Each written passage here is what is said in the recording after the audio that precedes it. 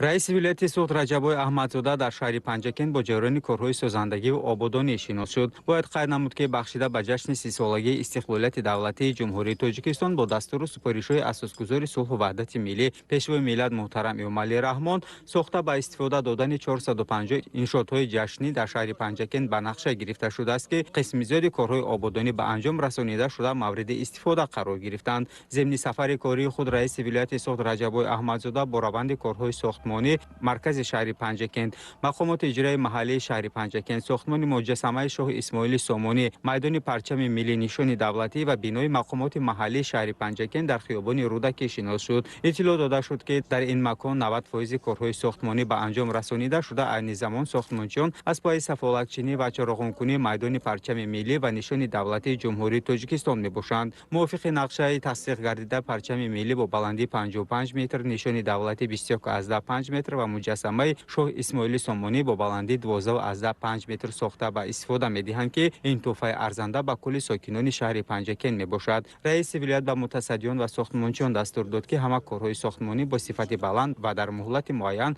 бо маҳсулоти сохтмонии ватанӣ ва бо нақшу нигори миллӣ ба истифода дода шавад. ҳамчунин дар назди майдони мазкур бо иштироки раиси вилояти суғд Раҷабой Аҳмадзода ниҳолшинонии дарахтони ороишӣ ва ҳамеша сабз оғоз гардид. роҳбарияти вилоят дастур дод, ки дар баробари дарахтони ороишӣ ҳамчунин гулу буттаҳои маҳаллӣ шинонида шуда чапояҳо набз карда шаванд ва майдони мазкур бо лампаҳои диодии ороишӣ оро дода шавад. дар шаҳри Панҷакент имрӯзҳо бо дастуру супоришҳои асосгузори сулҳу ваҳдати миллӣ пешвои миллат ҷаноби олии муҳтарам Эмомалӣ Раҳмон ва ташаббуси раиси вилояти суғд як қатор корҳои ободонӣ идома дорад. тибқи нақша чорабиниҳои ҷашни 30-солагии истиқлолияти давлатии Ҷумҳурии Тоҷикистон дар шаҳри деҳоти Панҷакент зиёда аз 405 иншоот ба нақша гирифта шуда буд, ки барзиёд бо иншоотҳои ғайринақшавӣ ба иҷро расид. айни ҳол дар шаҳри Панҷакент имрӯзҳо корҳои ободонӣ алахусус дар назди бинои мақомоти иҷроии маҳаллии ҳокимияти давлатии шаҳри Панҷакент бунёди муҷассамаи нави Шоҳ Исмоили Сомонӣ, парчами давлатӣ ва нишони давлатӣ идома дорад.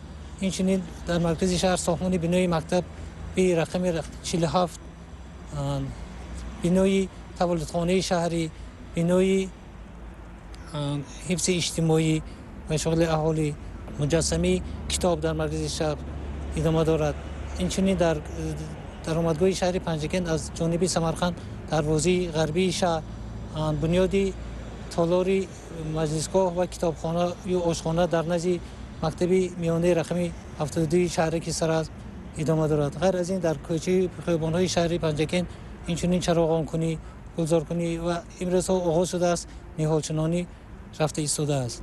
дар идомаи сафари кории худ роҳбарияти вилоят ҳамчунин бо корҳои ободонии варзишгоҳи марказии шаҳри Панҷакент шинос шуда, дастур дод, ки корҳои ободонӣ дар варзишгоҳи мазкур дар муҳлати муайян ба анҷом расонида шуда, шумораи ҷойҳои нишаст бо истифода аз маҳсулоти босифат бештар карда шуда, барои варзишгарон шароит фароҳам оварда шавад, то ҷавонон тавониста бошанд пайгири тарзи ҳаёти солим бошанд. қайд гардид, ки айни замон варзишгоҳи марказии шаҳри Панҷакент имкон дорад 5000 нафару ҷой карда бошад ва барои таъмир ва зиёд кардани нишастгоҳ он аз ҳисоби мақомоти маҳаллӣ маблағ ҷудо шудааст. бахшида ба ҷашни 30-солагии истиқлолияти давлатии Ҷумҳурии Тоҷикистон барои кормандони шуъбаи минтақавии мубориза бар зидди ҷиноятҳои муташаккили Ҷумҳурии Тоҷикистон дар шаҳри Панҷакент, бинои навбунёди шуғли аҳолӣ дар шаҳри Панҷакент, ки дар ин иншоотҳо корҳо ба пуррагӣ ба анҷом расонида шудааст, дида намуд. ҳамчунин раиси вилояти суғд Раҷабой Аҳмадзода дар маркази шаҳри Панҷакент бо корҳои сохтмонӣ бинои иловагии муассисаи таҳсилоти миёнаи умумии рақами 47 шинос шуд. баробарияти вилоят иттилоъ дода шуд, ки корҳои сохтмонӣ айни замон идома дорад ва муассисаи мазкур барои 904 хонанда дар 2 баст пешбинӣ шуда, дар нақша аст, ки дар дохили он китобхона, ошхона, толори варзишӣ, синфхонаҳои алоҳидаи касбу ҳунар ва 20 синфхонаҳои фаннӣ бунёд мегардад. дар муассисаи наве ки имрӯз сохта шуда истодааст, дар 2 баст 904 нафар хонандагон таҳсил менамоянд, ки аз маҳаллаҳои қоқурӣ ва қайнаратҳои шаҳр таҳсил менамоянд. мо умедворем, ки дар моҳҳои наздик муассисаамон пурра биноаш ба сохтмонаш ба охир мерасад ва мо хонандагони муассисамонро дар роҳии ватандӯстӣ, худшиносӣ, меҳнатдӯстӣ тарбия карда, насли наврасро бо тамоми талаботи замона ба воя мерасонем ва таълиму тарбия медиҳем. роҳбарияти вилоят ҳамчунин бо раванди корҳои сохтмонӣ қасри варзиш ки бо маблағгузории мақомоти иҷроии ҳокимияти давлатии вилояти сохт сохтмонаш оғоз гардидааст дида намуда дастур дод ки то таҷлили наврӯзи байналмилалӣ корҳои сохтмонӣ бо сифати баланд ва шароити хуб ҷойи либоси васкунӣ ҳамом толори гузарондани чорабиниҳои варзишӣ сатҳи ҷумҳуриявӣ толорҳои машқи наврасону ҷавонон системаи ягонаи гармидиҳӣ ва дигар инфрасохтор ба истифода дода шавад. роҳбарияти вилоят дар идомаи сафари корӣ ҳамчунин бо корҳои сохтмонии таваллудхонаи марказии шаҳри Панҷакен шинос шуд ки дар ин иншоот низ сохтмони бино ба пуррагӣ ба анҷом расонида шуда таъмиргарон аз пайи наслу фасли қубурҳо сафолакчинӣ ва дигар корҳои боқимонда мебошанд. қайд гардид ки муассисаи тандурустии мазкур бо маблағгузории мақомоти иҷроии ҳокимияти давлатии вилояти сохт бо 60 кати бистарӣ 5 шуъба сохта шуда истодааст. роҳбарияти вилоят дастур дод ки таваллудхонаи мазкур бо таҷҳизотҳои тиббии муосир ва табибону ҳамшироҳои шафқати ин бахши беҳдошти тандурустӣ таъмин карда шаванд ва барои кормандон муроҷиаткунандагон шароит фароҳам оварда шавад. бо дастовардҳои 30-солагии истиқлолияти ҷумҳурии тоҷикистон бо дастгирии бевоситаи пешвои муаззами миллат президенти кишвари азизимон муҳтарам эмомалӣ раҳмон боз як бинои иловагӣ муассисаи давлати таваккулони шаҳрӣ сохта ба итмом расонида шуда истодааст ки дорои 60 кат мебошад. биное ки таваллудхона ҳозир кор фаъолият дорад 80 кат ба иборат аст. боз мани бинои иловагӣ 60 кат иловагӣ ба мо сохта дода истоданд ки инам боз як хизматрасонӣ ба соҳаи модару кӯдак ки шаҳру деҳоти ноҳияи Панҷакен як дастовардҳои баланд мебошад. беморхона аз 5 шӯъба иборат аст: шӯъбаи қабул, шӯъбаи зоишгоҳ, шӯъбаи модару кӯдак, шӯъбаи оризои ҳомиладорон ва шӯъбаи амрози занона. бахшида ба ҷашни 30-солагии истиқлолияти давлатии ҷумҳурии Тоҷикистон дар солҳои рушди деҳот, саёҳӣ ва ҳунарҳои мардумӣ дар баробари дигар сохтмонҳо ҳамчунин аз ҷониби соҳибкори маҳаллӣ Далер Ҳамроқулов дар хиёбони Рӯдакӣ шаҳри Панҷакен меҳмонхонаи замонавӣ иборат аз 6 ошиёна сохта шудааст ки дар ин иншоот низ 90% корҳои сохтмонӣ ба анҷом расонида шудааст. роҳбарияти вилоят зимни боздид аз ин иншооти мазкур қайд намуд ки Панҷакен яке аз шаҳрҳои таърихии кишвар мебошад ва таҷлили ҷашни 5500-солагӣ саррасм бори дигар тасдиқ намуд ки миллати тоҷик миллати кӯҳанбунёду соҳиби таъриху фарҳанги бою қадима мебошанд ки рӯз аз рӯз шумораи сайёҳони хориҷӣ зиёд гардида истодааст ва бунёди меҳмонхонаҳои замонавӣ зарур мебошад. раиси вилояти сохт Раҷабой Аҳмадзода ба мутаассисиён дастур дод ки дар канори меҳмонхона фаввораҳо, шаршара, мағозаи фурӯши маҳсулоти ҳунарҳои мардумӣ сохта шавад. қайд гардид ки самти дигари соҳибкори маҳаллӣ ки ин ҷалби сайёҳони хориҷӣ мебошад дорои ширкати сайёҳӣ Orient Inventor мебошад ки солҳои охир дар кишвар ҳамчун ширкати беҳтарини сайёҳӣ дониста шудааст ва барои сайру гашти сайёҳон дар ҳудуди шаҳри Панҷакен 2 автобуси махсус низ фаъол мебошад. бахшида ба ҷашни 30-солагии истиқлолият ва як меҳмонхонаи замонавӣ сохта ба истифода додани ҳастем. меҳмонхонаи мо аз 70 ҷойи хоб буда бо ҳамаи шароитош якум этажаш ба маркази савдо, хизматрасонӣ, аз дигар ошонаҳош ҳама ҷой барои меҳмонҳои сайёҳӣ хориҷӣ дохилӣ. Панҷакен яке аз шаҳрҳои таърихӣ аст ки 5500 солагӣ дорад. инҷа сайёҳон бисёр меоянд ва хотири ҳамон аст ки мо меҳмонхона сохта ба истифода диҳем.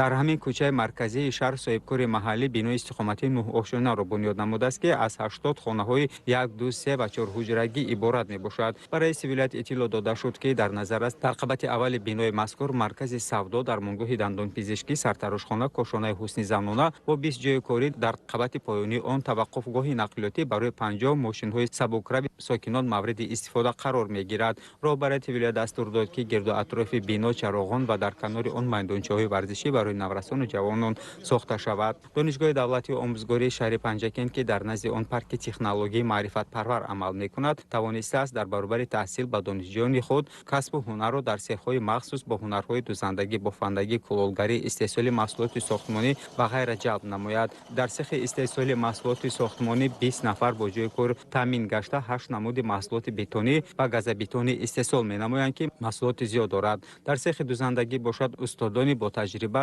бо истифода аз 150 мошинаҳои дарзӯзии ҷопонӣ ба ҷавондухтарон ҳунарҳои дузандагӣ меомӯзанд. соли равон бо дархости шуъбаи маорифи шаҳри Панҷакен барои муассисаҳои таълимӣ либосҳои ягонаи мактабӣ ва бо дархости корхонаҳои саноатӣ ва сохтмонӣ либосҳои корӣ духтанд.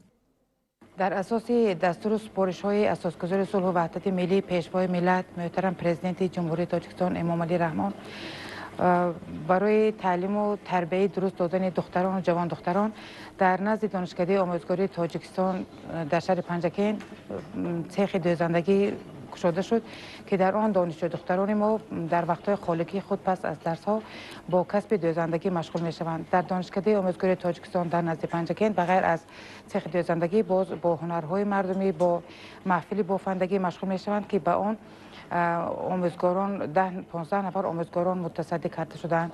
برای در دوزندگی به دانشجو دختران یا دادن کسب دوزندگی در اینجا 80 نفر استادهای بالیاقت و ماهر جمع کرده شدند و هم با جای کاری تامین کرده شدند هم برای آموزاندن کسب دوزندگی به دانشجو دختران دانشکده ما کمک می‌رسانند. جوان دختران همچنین امکان دارند در پارک تکنولوژی با هنرهای بافندگی مشغول باشند و در این محفل آموزگاران برایشان از هر گونه رشته‌ها و متاهای نولازم بافتن گیلم و بازیچه‌ها را می‌آموزند که محصول دستانشان به ساکنان پیشنهاد کرده می‌شود. در برابر سیخ‌های قید گردیده همچنین پارک تکنولوژی نزد دانشگاه آموزگاری شهر پنجکین دارای 100 گکتار زمین کشاورزی میباشد که در برابر متصدیان دانشجویان نیز در این زمین‌ها مهنت کرده محصولات گوناگون کشاورزی کش نموده حاصل آن را با استفاده از تکنولوژی معاصر خشک کرده به شهر مسکو فدراسیون روسیه صادرات می‌نمایند. با گفته معاون رکتور دانشکده مذکور دانشجویان به کار جلب شده هر ماه معاش می‌گیرند. با مقصد بلند برداشتن و طلبات‌ها عایدی صنعتی کنونی مملکت در مقیاس جمهوری رهبریت دانشکده آموزگاری تاجیکستان در شهر پنجکین نیز در اساس دستور سپارش‌ها و دستگیری‌های اساسگذار صلح و وحدت ملی پیشوای ملت محترم پرزیدنت کشور امام علی رحمان پارک تکنولوژی را تأسیس داد و در نزد این پارک تکنولوژی تمام زمین‌هایی که در نزد دانشکده زیاده 100 گکتار فعالیت می‌برند تمام محصولات سبزیجات میوه‌ها در همین زوادی که ما قرار داریم در اینجا کارکرد کرده می‌شود و ما تیار کردن میوه و سبزیجات ها خشک کردنش چخیل کرده آن را در مجموع بسته بندی کرده آن را به فروش میبراریم. این یک امکانیت میدهد که هم برای در وقتهای خالگی جلب کردن جوانان به همین ساحه و عموما در همین پارک تکنولوژی نه تنها زواد میوه خشکونی فعالیت میبرد بلکه فابریکه دوزندگی، آموزش هنرهای مردمی و یکچند هنرهایی که وابسته به تربیت جوانان وابسته است در اینجا فعالیت میبرند. در صنفخانه دیگر باشد متخصص از جمهوری قزاقستان که کارمند پارک تکنولوژی مذکور می باشد با جوان دختران رسم کشی و نقش نگار کشی در روی ظرفها را می‌آموزاند. ظرفهای استحصالیشان به سیاحان و مهمانان پیشنهاد می شود که آن نیز خریداران زیاد دارد. رهبریت ولایت به رکتور دانشکده آموزگاری شهر پنجکین و رئیس شهر پنجکین دستور داد که کلالگری، خشکانیدن میوه، بنیاد سیخ‌های ایلوگی، دوزندگی و سه کردن سیخ استحصال محصولات ساختمانی بیشتر کرده شود تا جوانان با جای در وقت تحصیل تامین شوند. Данной аудитории студенты занимаются изобразительным искусством, рисуют на холсте сейчас вот и на тарелке, это сувенирные тарелки, акриловыми красками. Первый, второй, третий курс по программе. Вот сейчас благодаря нашему ректору создали все условия. Ребята работают, хорошие результаты показывают. رهبریت ولایت در ادامه همچنین با روند کارهای ساختمانی و سازندگی در منطقه نزد سرحدی با ساختمان دروازه شهر پنجکین شناس شده برای رئیس شهر پنجکین و سرمعمار و متصدیان دستور داد که همه کارها با صفت بلند و نقش و نگار ملی چراغانکنی کنارهای راه، شنانیدن درختان همیشه سبز و سایه افکن و گلهای آرایشی شنانیده شده در مهلت معین یعنی تا تجلیل جشن نوروز بین المللی مورد استفاده قرار داده شود. قدرت‌الله رحمت‌اللهov، Alisher Niyozov, Azam Sharipov. Akhbor.